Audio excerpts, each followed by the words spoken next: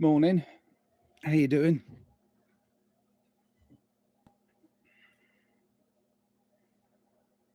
Oi, oi, oi. I should write things down. I, um, I have so much in here that doesn't come out of here. I called this Vicariously Lost. And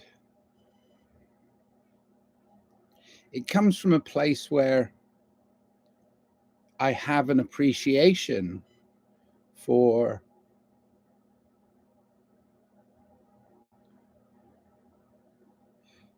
people creating avatars of themselves that can go out into the world and do things, because often we can't seem to um,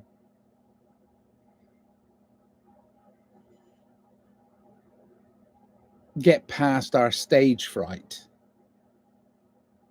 It's weird to call it stage fright, but if all the world's a stage and we are merely players, then we really do have to get past that stage fright and find our voice, find our place. So it might take a few steps to get into that, but the danger of being vicariously lost is also promoted by that.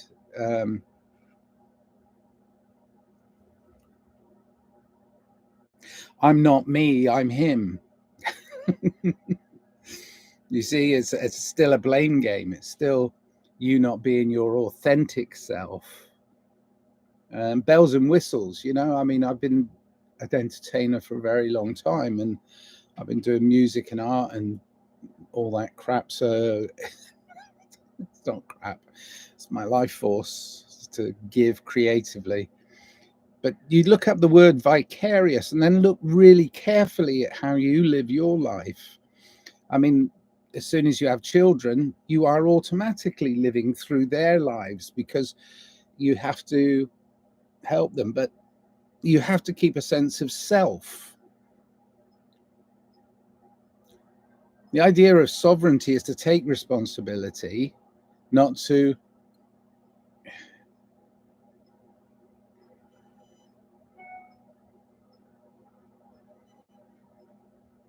put that responsibility on the outside of you by creating this wish list. I could be him. And I mean, you got to admire great actors. Like all the politicians in the world are great actors. No, well, some of them are piss poor actors, but the point being is they're acting. It's a game. It's an absolute game. But they're playing the blame game. You vote, but you see, they're inverting it. They're saying, "Well, you gave me this power," and that is the result of vicariously living through an ideology. It's very dangerous. It's right on that razor's edge all the time, is to give up your power to somebody else. Anyway, okay. Sorry, Friday, February 21st, 2025, 6:30 a.m. I have been awake an hour because there was flashing lights and sirens going off outside, but they weren't police. It wasn't the authorities. I think they have building work going on next door, and it was a delivery of something, but they're back in the truck up. I think it might have been a cement truck.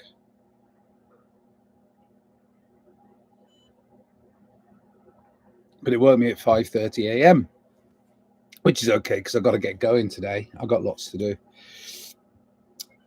I am vicariously living. I'm helping somebody else. I'm helping somebody, uh, my baby mama. I'm helping her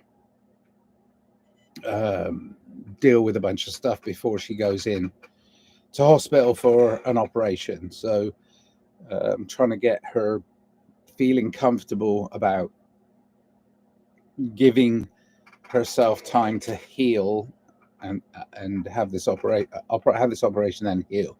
So she knows she's going to have a window of time when she won't be able to do anything. So she's trying to do everything. Yeah.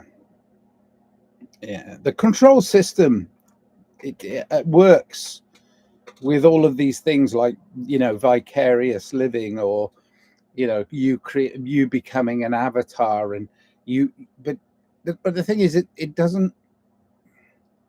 The global system of control doesn't have a personality of its own. It's a global system of control, and people take advantage of that control.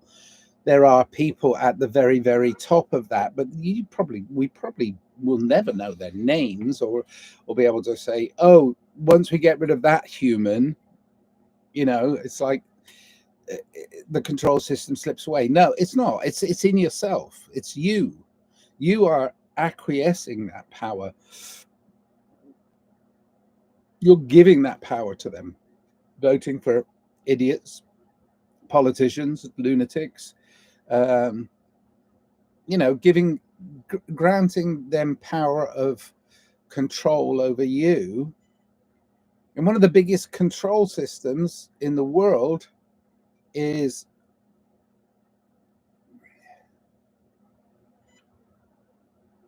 thank you, Eric Dubay. One of the biggest control systems in the world is the passport system, which, and I mean, you've got to look really seriously at the British. I'm sorry, but the British are an evil, controlling group of cunts. Oops, that'll get me banned.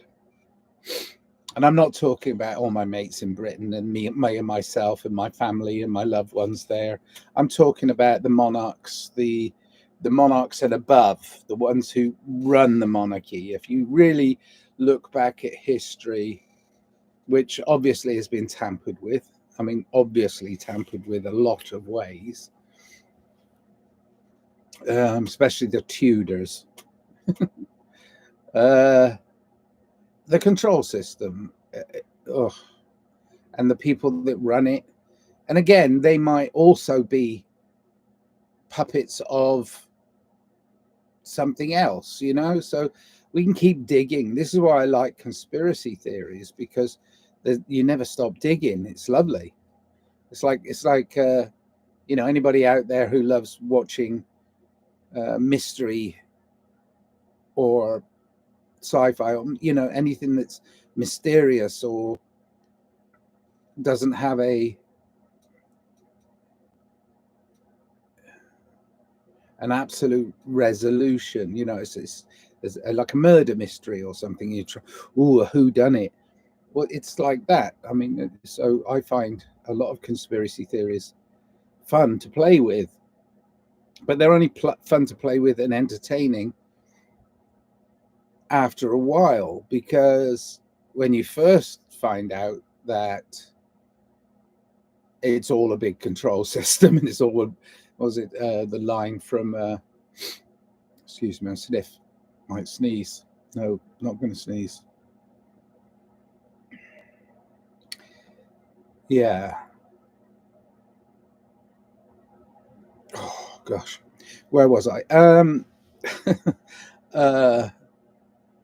Yeah, the great comedian who said it's a big club and you're not in it. Well, you know what? Put yourself in it. Doesn't matter. See, this is the problem with boundaries, and I say boundaries. There's a problem with borders and enforced border control. We're at a point now where one of the most dominant countries in the world, which has been acting like a child recently, mine, enforcing border walls. It's just ridiculous. It's absolutely ridiculous to have any borders. And the thing is, you know, enforcing those borders to stop people coming in is one part of it, but the other part is enforcing it to stop people going out. So you're narrowing their perception. You're not allowing them to have the advantage of traveling anywhere they want in the world. Passports. Oh, this is why I thanked Eric Dubai, because on his website, on his podcast, he made a very strong case for passports to be abolished.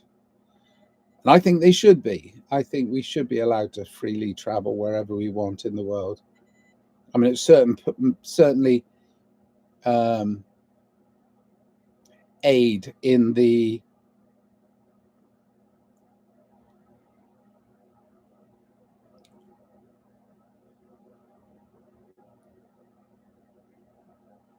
freedom of people to play on a level playing field.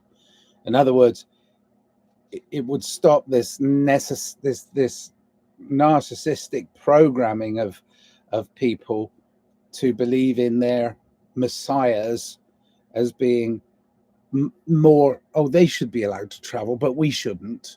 You know, the peasant has taken on a set of prison bars for themselves. Just because you're poor doesn't mean you shouldn't be able to fly all around the world, go to places where you want to visit, be part of the understanding of other people's lives. You should travel is essentially freedom. You should be able to free to go wherever you want. So I think the abolition of passports and monarchy would significantly change this realm, this control system, significantly.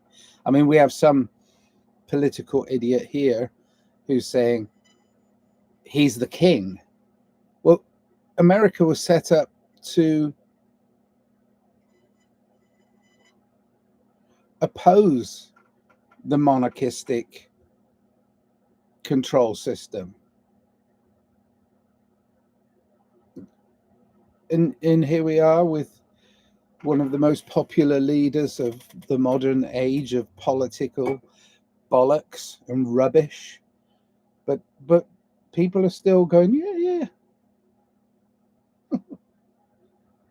Oh, it's okay. He's got a secret plan. He's going to change it all once he gets, it gets these few things. He's just, you don't understand the workings of his mind. Yes, I fucking do. I fucking do. He's a control freak and he's an idiot. Why? Because he wants to be the king of the world.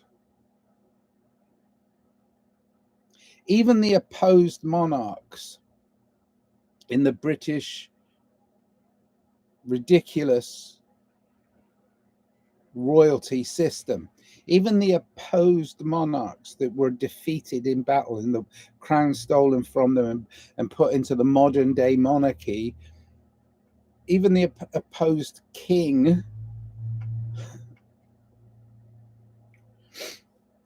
during medieval times does not, his lineage has been traced to a person who's still alive today. He doesn't want to be king. He just wants to tell you how ridiculous kingdom is. How ridiculous kingdom is.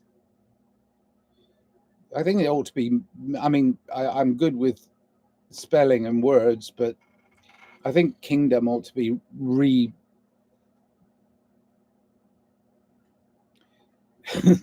they ought to spell it different. Kingdumb. Stupid.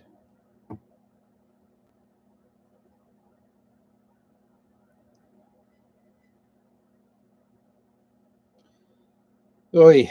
Anyway, that was a bit of a dark passage of time for me. But it started with Vicarious.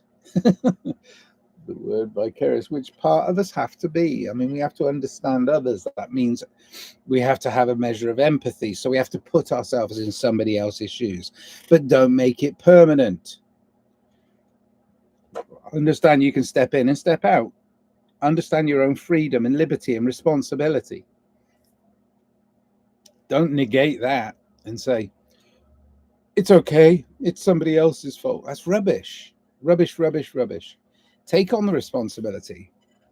Experienced in the imagination through the feelings or actions of another person, I could glean vicarious pleasure from the struggles of my imaginary film friends.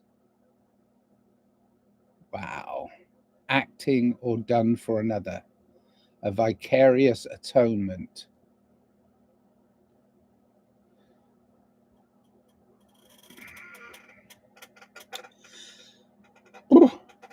All right, let's keep it short this morning. Got things to do, places to be.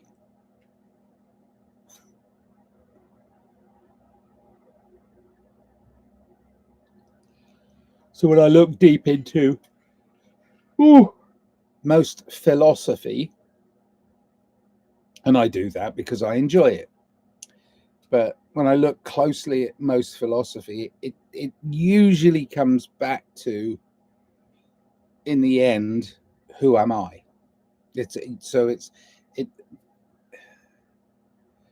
Philosophy and psychology are partners, I believe, in advancing humanity, because you have to think seriously about what you're doing in this world and why and how, and then you have to act accordingly to a certain set of principles and morals. And these principles and morals don't necessarily have to come from an external influence. They can come from a feeling within, and that feeling of like responsibility for your actions in this world. That's why I like really looking at philosophy and then applying it to a psychological part of our understanding, and then recognizing that certain philosophers and certain philosophies get to a point where they don't really finish. This is why I admire Jung quite a lot, because, well, probably of all the, as an author and a mythologist, but as a good man and a good writer, I admire Jung. But it's not necessarily because I'm a follower of Jung. Jung never gave up the baton. He he wasn't the final one that burst through the tape and said, I won. He was carrying the baton for us. We have to pick it up. And one of the greatest books,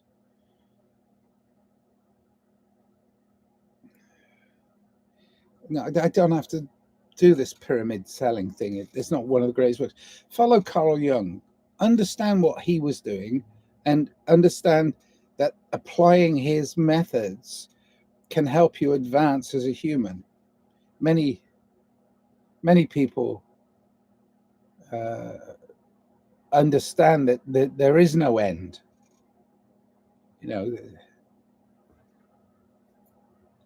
But there's you, and you have to be sovereign, and you have to understand how you are, and try not to act through others. Stand behind them. I mean, the other danger, of course, is you stand behind somebody and use them as a heat shield. It's like, oh, not taking that on. You should listen to him, not me. I didn't say that. I just quoted it. It's like, yeah, we're being flooded, and the flood is overwhelming for many people, both individually and collectively. We're being flooded with a load of information that isn't always,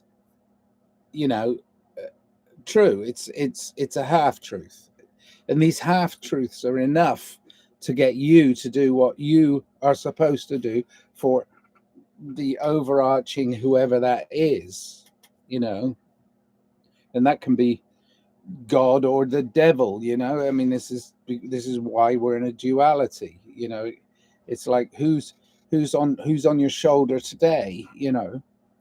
Are you doing it for you? Is it a totally selfish act? Are you doing it for others? Is it a totally giving act? And those things. See, because even giving is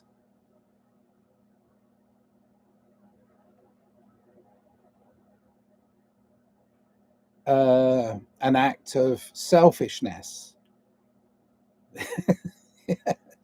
Giving as an act of selfishness. In other words, oh, look at him going around, you know, giving all this help and advice. And no, bollocks, rubbish. If you can't give freely, and again, you know, go back to the passport question and the borders question and all that. If you can't give freely, then you're not giving at all, are you? What you're doing is giving to receive.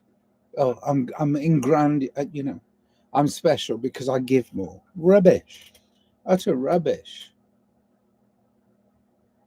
This is why this is one of the dangers of the major religions is the sainthood thing. It's too much. It's ridiculous. So we have to be aware of how much we can really be ourselves without harming others, and then how much we can be like take inspiration from others that have gone before us, which obviously, you know, humans have been stood up and wandering around aimlessly for hundreds of thousands of years. but we're at a point, I believe, in our humanity where we can interact kindly or not, and we're being encouraged to the or not part of that. So it's all about being free in order to feel free. So you have to express your freedom by being kind. It, it's not too convoluted. It's just masked. We're being masked from our honesty. You know, be somebody else.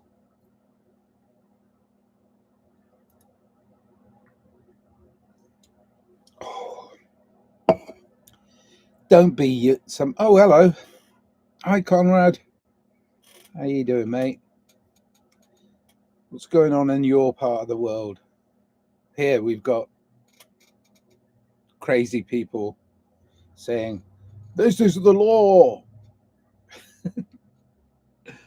and it's not. It's just somebody being a bully.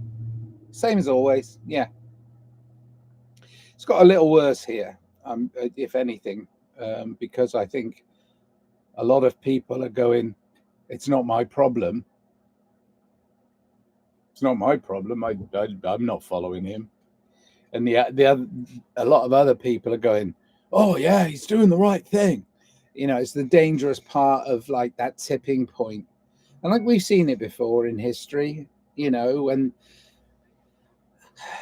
a dictator, a monarch, usually, and again, he's calling himself, he's hinting at wanting to be the king.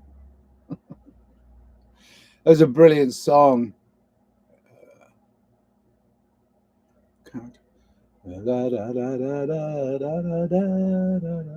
Oh, King of America. He thought he was the King of America. Yeah, Elvis Costello. His real name was Declan McManus. I did meet him once. Yeah. Like in the mountains without mountains. Yes. Yes, yes, yes, yes. Creating your enemies.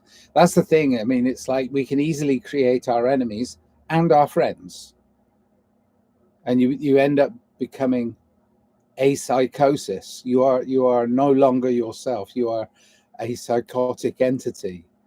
Uh, I mean, one of the greatest novels was literally about that. About well, I mean, there were so many twists and turns, but the idea of that was the Man from La Mancha, Don Quixote. That's a great book. Tilting at windmills, but it's playing a part. But he wanted to be the hero. You see, if you go on uh, the great book, Joseph Conrad, uh, Joseph Campbell, um, The Hero's Journey.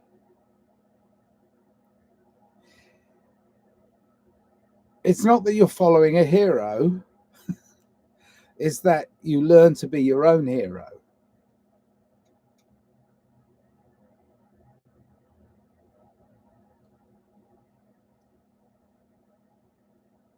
Individual sovereignty, individual freedom, individual liberty without harming others. That's automatically what I believe. That's it. I mean, it's just is. And these rules and restrictions that are getting a little more invasive on my life are ones that I think should not truly be enforced on my children.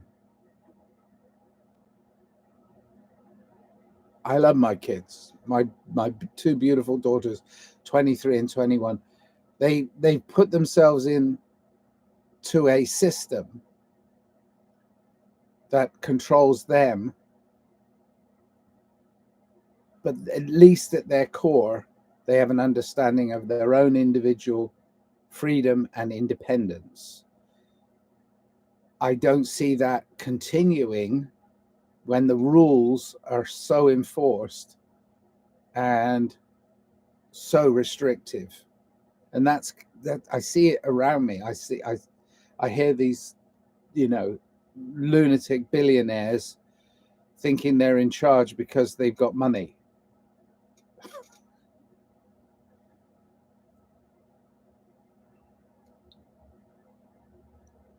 Yeah, I mean, the thing is, you got to have fun with it. You got to have fun with this puppet show, and it's a puppet show. And if you look at it that way, you can actually really have fun with it. So, yes, poke fun at it, but at the same time, understand that we are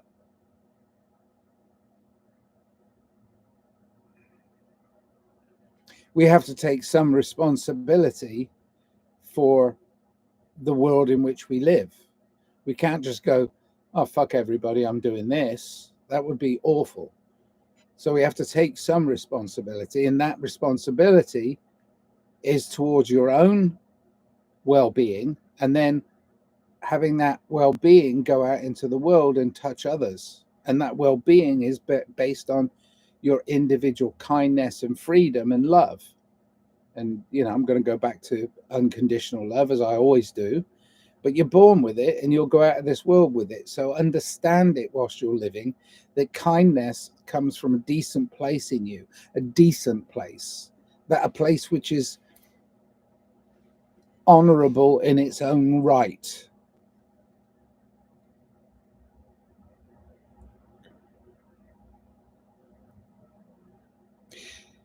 Yeah. Good point, Conrad. The rule of the algorithm. Yeah, I mean, the thing is, in the companies, yes, what it is the multinational companies, which are faceless entities, have employed technology that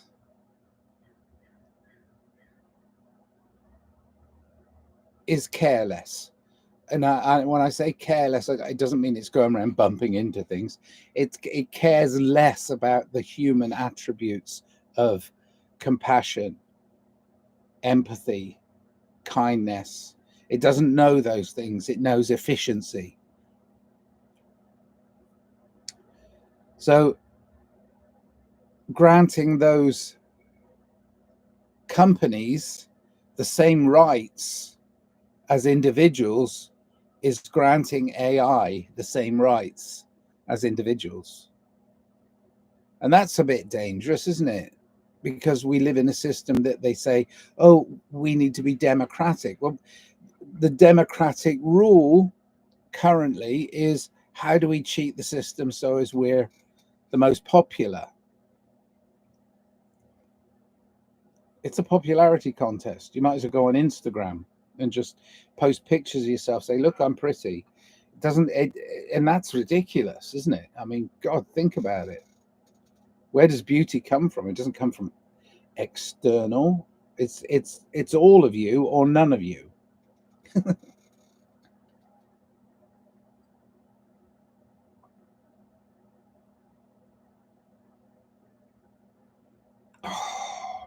I have to get going. I've got lots to do today.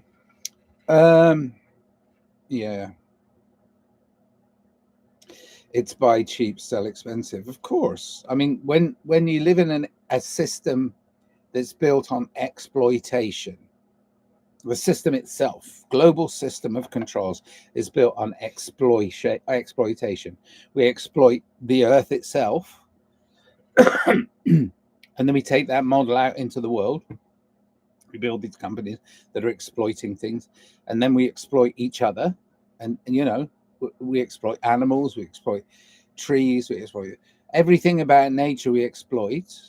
I mean, if we don't learn to live with nature, in other words, live in a symbiotic relationship with nature instead of dominating it, and if we don't live that way, then we're going to spread our system of control into our species, and that happens. And then, you know, we can get into the big talks, which I enjoy, about, you know, what species does he belong to?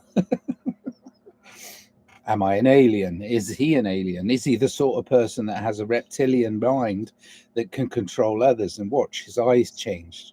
You know, all these conspiracy theories. But in truth, it's the heart, the intelligent heart, not the intelligent mind, that is going to decipher the code for how to live a good life in this world. And it's good because we do have choice. That's the point. If we didn't have choice, we'd be like, oh, sun and water might be cheap. Currently, they're trying to control that, though, aren't they?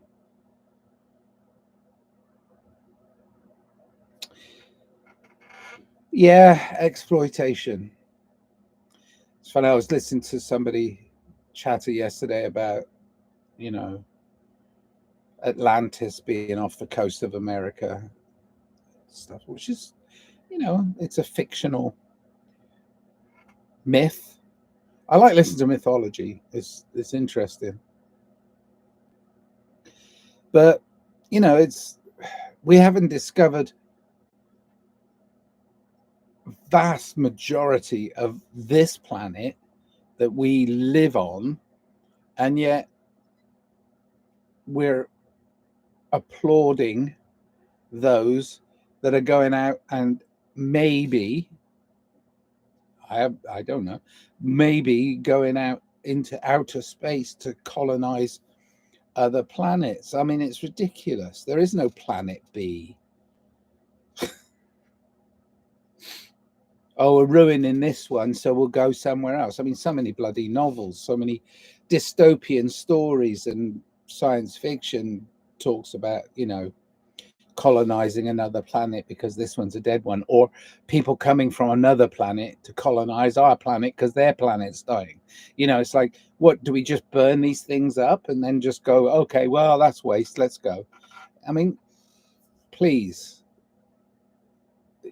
understand what it's like to be organic. Stop trying to digitize yourself. Stop trying to be an avatar. Again, back to vicarious living. Stop being somebody you're not. and be the person you truly are. Like I said earlier, philosophers almost always come back to that one point. Who are you? Who am I? So you have to question that. Who am I? All right. Went over the 30 again. In Europe, I might be deal with Mercosur in agrarian market. Oh dear, we'll have to carry this on sometime, comrade, because I've got to go. But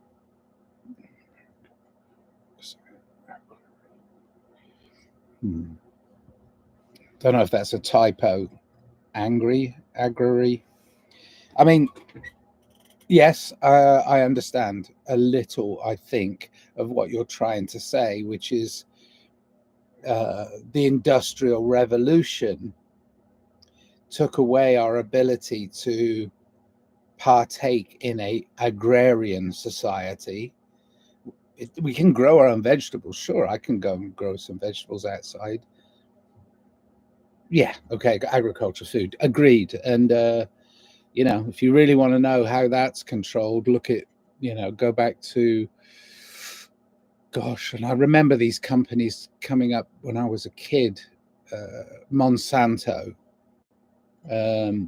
Look at the history of Monsanto and all these chemical companies that control the agricultural landscape now, and then look at the people who own those, who own the stock for that company, and how they made their billions, and they have control now over our agriculture. You got to follow it a little bit, but I mean, Bill Gates has apparently bought up large swathes of land all over the United States of America with his many billions of dollars that he's stolen from people by killing them. He's now buying land. Oh, did I get into a blame game and a name? I shouldn't do that on this thing. Mercosur is South America. Okay. Yes. Digital overthinking. Agreed. Okay, I gotta go. Bye. I love you, and thank you for contributing in the chat. I really appreciate it, comrade, because it gives me pause for thought to understand and integrate with people who are out there doing stuff, and you're out there doing stuff, and I appreciate that. Thank you very much. Love you. I gotta go though, but I'll look more into that idea of union and unification. Okay, end stream. Lots of love. Go out into the world today. Be human. Be real. Love, live, life.